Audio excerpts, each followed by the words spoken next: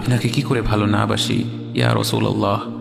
যখন আপনি আমাকে ভালোবেসেছেন সেই 1400 বছর আগে, যখন আপনি আমাকে মিস করতেন, আশা করতেন যেন আমার সাথে দেখা করতে পারেন, অথচ তখনও আমি জন্মই হইনি। সেদিন সাহাবীরা আপনার চোখে পানি দেখে বলল, ইয়া রাসূলুল্লাহ, আপনি কাঁদছেন কেন? আপনি বললেন, আমার ভাইদের খুব দেখতে ইচ্ছা করছে। সাহাবীরা বললেন, আমরা কি আপনার ভাই নই ইয়া রাসূলুল্লাহ? আপনি বললেন, না, তোমরা আমার সাহাবী।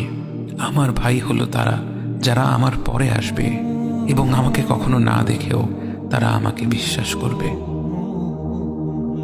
মৃত্যুশয্যায় শুয়ে আপনার অন্তরে এই চিন্তা ছিল যে আমাদের পরিণতি কি হবে। উম্মতি উম্মতি বলতে বলতে আপনি আপনার রবের নিকট ফিরে গিয়েছেন। আজ আমরা আপনার উম্মতের অংশ।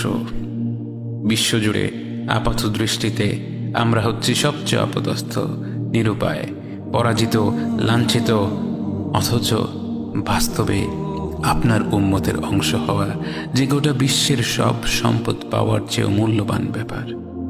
আজ আমার মনে যত আশা, যত আকাঙ্ক্ষা, যত স্বপ্ন, যত চাহিদা, সব কিছু পেয়ে গেলেও নিজেকে এতটা সৌভাগ্যবান মনে করতাম না যতটা মনে হয় আজ আপনার উম্মতের একজন হতে পেরে।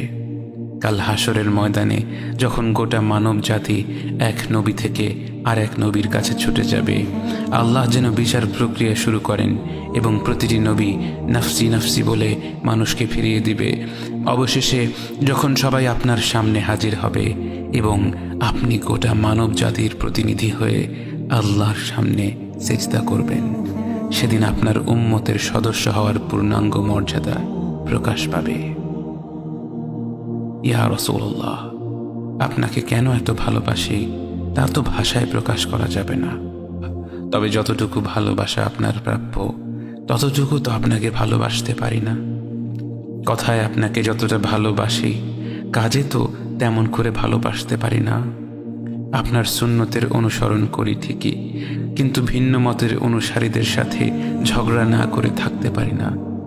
ইবাদতটা নিয়মিত করতে পারলেও এবাদতে আপনার মতো আন্তরিকতা আনতে পারি না।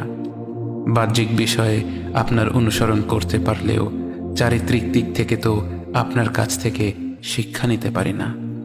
মুখে আপনার প্রতি সালাওয়াত পেশ করলেও কাজে কর্মে উম্মতে মুহাম্মদ হিসেবে আপনার সম্মানটা রক্ষা করতে পারি না। রাসূলুল্লাহ, হাবিবুল্লাহ, নবিয়ুল্লাহ, ইয়া মুস্তাফা, আমরা তো আপনার উম্মত হবার যোগ্য নই, কিন্তু আপনার রব তো সবচেয়ে ক্ষমাশীল। তিনি তো আমাদের যা প্রাপ্য তার চেয়ে অনেক বেশি অনুগ্রহ প্রদর্শন করতে সক্ষম।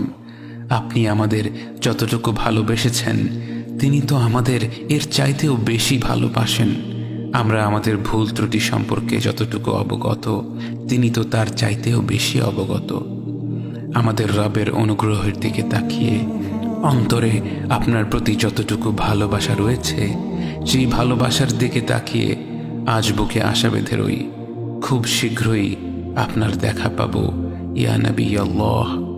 খুব শীঘ্রই হাউদে কাউসারের পাড়ে আপনার হাতে তৃষ্ণা মেটাবো ইয়া হাবিব আল্লাহ। জান্নাতের নির্মল বাগানে অনন্তকালের যাত্রায় আপনার সঙ্গী হয়ে ঘুরে বেড়াবো ইয়া রাসূলুল্লাহ সাল্লাল্লাহু আলাইহি ওয়াসাল্লাম।